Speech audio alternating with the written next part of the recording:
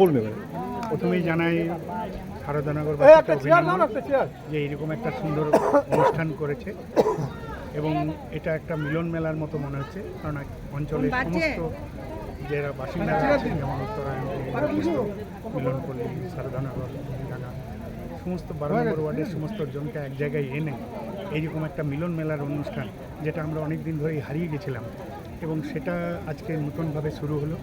এবং সবথেকে আমাদের সৌভাগ্যের ব্যাপার হলো যে আমাদের যে দ্বিতীয়বারের বিধায়ক শ্রী লক্ষণ ঘড়ই মহাশয়, তিনি আজকে আসছেন আমাদের এই মিলন মেলাকে যুক্ত করে দেওয়ার জন্য।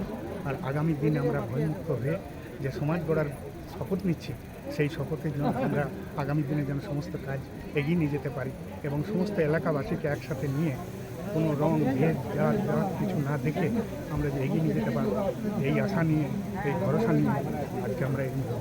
কি নাম স্যার আপনার? উত্তম তেওয়ারি, উত্তরায়ণ সোশ্যাল ওয়েলফেয়ার অর্গানাইজেশনের প্রেসিডেন্ট। আচ্ছা, ধন্যবাদ।